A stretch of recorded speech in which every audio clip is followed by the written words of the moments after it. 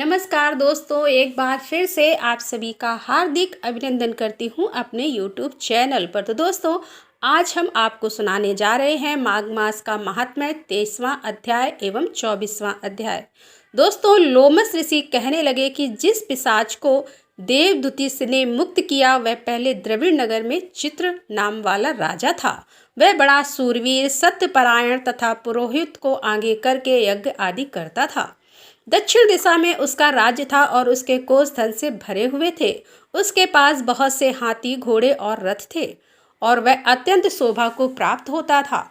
बहुत सी स्त्रियों के साथ क्रीड़ा करता था और अनेक यज्ञ उसने किए थे। वह नित्य अतिथियों की पूजा करता था और शस्त्र विद्या में निपुण था। ब्रह्मा, विष्णु, महेश तथा सूर्य की पूजा सदैव किया करता था। वह जंगल में भी स्त्रियों से घिरा हुआ क्रीड़ा किया करता था।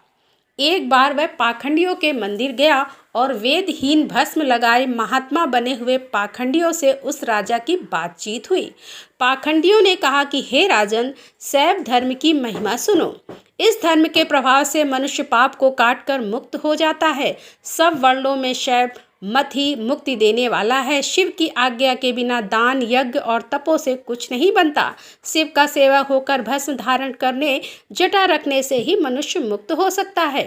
जटा धारण करने तथा भस्म लेपन से ही मनुष्य शिव के समान हो जाता है। इसके बराबर कोई पुण्य नहीं है। जटा भस्म धारण किए हुए सभी योगी शिव के सदस्य होते हैं। अंध, जड़, नपुंसक तथा मूर्ख सब जटा से ही पहचाने जाते हैं। शूद्र वर्ण के शिव भी पूजनीय हैं। विश्वामित्र क्षत्रिय होकर तप से ब्राह्मण हो गए। वाल्मीकि चोर होकर उत्तम ब्राह्मण हो गए। अतएव शिव पूजन में किसी बात का विचार नहीं है। तब से ही ब्रह्मत्व प्राप्त होता है, जन्म से नहीं। इस कारण शिव का दर्शन उत्तम है तथा शिव के सिवाय दूसरे देवता का पूजन ना करें। शिव तपस्वी को विष्णु का त्याग करना चाहिए। विष्णु की मूर्ति का पूजन नहीं करना चाहिए। विष्णु के दर्शन से शिव का द्रोह उत्पन्न होता है और शिव के द्रोह से रौरवादी नरक मिलते हैं। इसी से भव सागर पर होने के लिए विष्णु का नाम भी नहीं लेना चाहिए। शिव भक्त निशंका होकर जो शिव से प्रेम करता है वह कैलाश में वास करता है, इसमें कुछ संदेह नहीं है। इस धर्म का पालन करने वालों का कभी नाश नहीं होता। इस पाखंडी के ऐसे वचन सुनकर राजा ने मुंह में आकर उनका धर्म ग्रहण कर लिया और वैदिक धर्म को त्याग दिया। वह श्रुति, स्मृति और ब्राह्मणों की निंदा करने लगा। उसने अपने घर के अग्निहोत्र को बुझा दिया और धर्म के कार्य बंद कर दिए।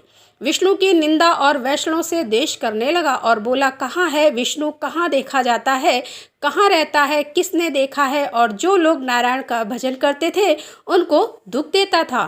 पाखंडियों का मत ग्रहण कर राजा वेद, वैदिक धर्म, व्रत, दान और दानियों को नहीं मानता था। अन्याय से दंड देता वह कामी राजा सदा स्त्रियों के समूह में घिरा रहता और क्रोध से भरा रहता।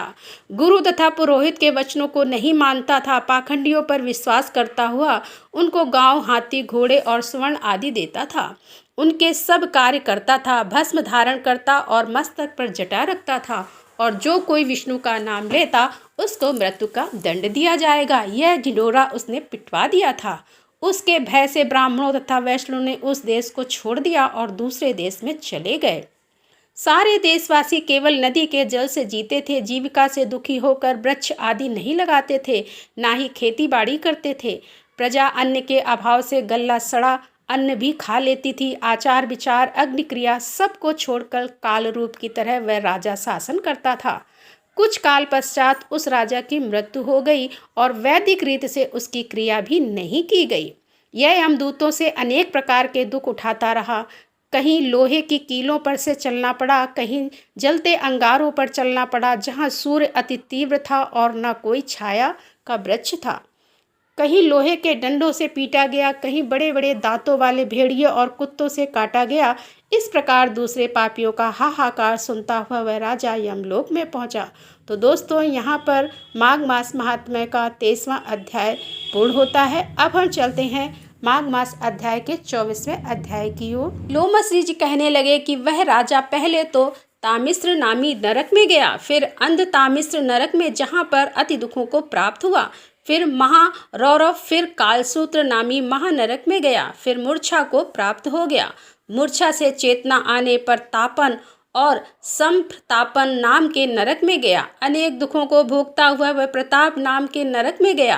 तब काकोल, गुड़पल, पूर्व मृत्तिका, लोह शंकु, मृजिप आदि नरकों में होता हुआ असिपत्र वन में पहुंचाया गया। फिर वह लोहधारक आदि नरकों में गिराया गया। भगवान विष्णु के साथ द्वेष करने के कारण वह 21 युग तक भयंकर नरकों की यातना भोगता हुआ नरक से निकलकर हिमालय पर्वत पर बड़ा भारी पिशाच हुआ। उस वन में वह भूखा और प्यासा फिरता रहा। उसको मेरु पर्वत पर भी कहीं खाने को ना भोजन मिला और ना ही पीने को जल। होतव्यता के कारण वह पिशाच घूमता हुआ एक समय प्रलुप्त प्रसत्रवर्ण नाम के वन में जा निकला। बहेड़े के वृक्ष के नीचे वह दुखी होकर हाय मैं मरा, हाय मैं मरा ऐसे शब्द जोर जोर से पुकारने लगा और कहने लगा कि भूख से दुखी मेरे इस जन्म का कब अंत होगा। इस पाप रूपी समुद्र में डूबते हुए मुझको कौन सहारा देगा।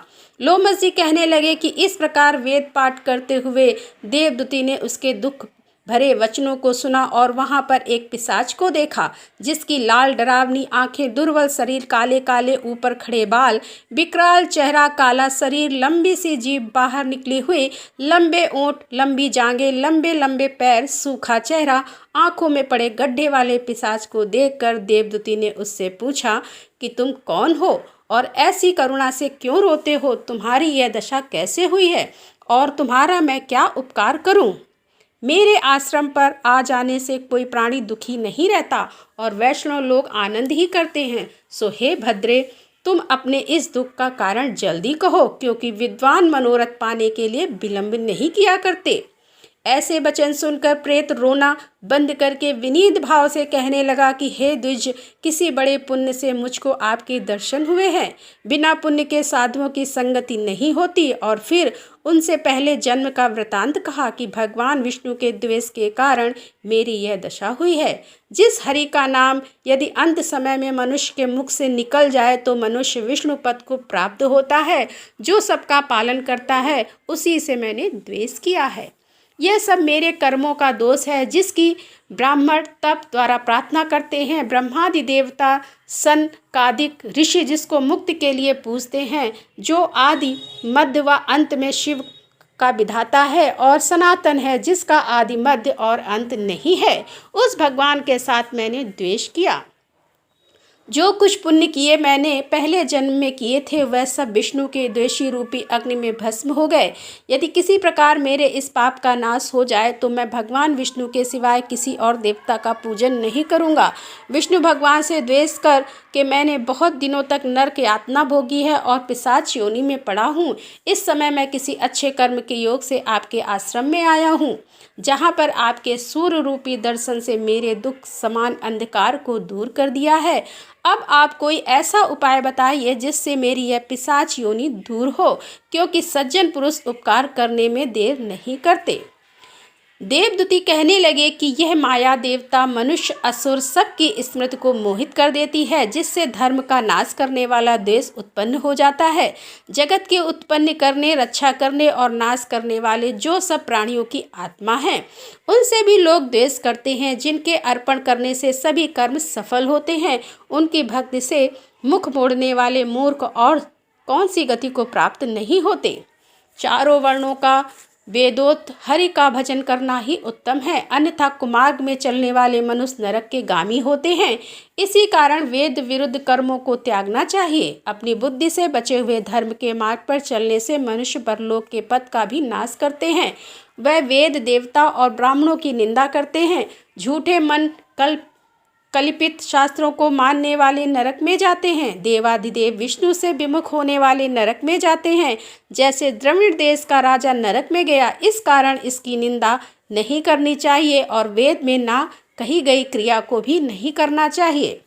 लोमस जी कहने लगे कि ऐसे कहने पर मुनि ने पिशाच को सुमार्ग बतलाया कि माघ मास में तुम प्रयाग में जाकर स्नान करो, उससे तुम्हारी वह पिशाच योनि समाप्त हो जाएगी। माघ मास में प्रयाग में स्नान करने से मनुष्य पहले जन्म के सब पापों से मुक्त हो जाता है। वहाँ पर स्नान करने से मुक्ति प्राप्त होती है। इससे बढ़कर और कोई प्रायश्चित नहीं है। संसार में यह मोक्ष और स्वर्ग का खुला हुआ द्वार है। गंगा और यमुना का संगम त्रिवेणी संसार में सबसे उत्तम तीर्थ है। पाप रूपी बंधन को काटने के लिए वह कुल्हाड़ी है। कहाँ तो विष्णु सूर्य तेज गंगा यमुना का संगम और कहाँ यह तुच्छ पाप रूपी तृण की आहुति। जैसे घने अंधकार को दूर करने वाला शरद का चंद्रमा चमकता है, उसी तरह संगम के स्नान से मनुष्य पवित्र हो जाता है। मैं तुमसे गंगा यमुना के संगम का वर्णन नहीं कर सकता, जिसके जल की एक बूंद के स्पर्श से केरल देश का ब्राह्मण मुक्त हो गया। ऋषि के ऐसे वचन सुन प्रेत के मन में शांति उत्पन्न हो गई, मानो सब दुखों से छूट गया हो। प्रसन्नता से उसने विनयपूर्वक ऋषि से पूछा कि ऋषि क्या पूछा, इसका वर्णन अगले अध्याय में हम आपको जरूर बताएंगे। तो दोस्तों मिलते हैं अगले अध्याय में, तब तक के लिए राधे राधे।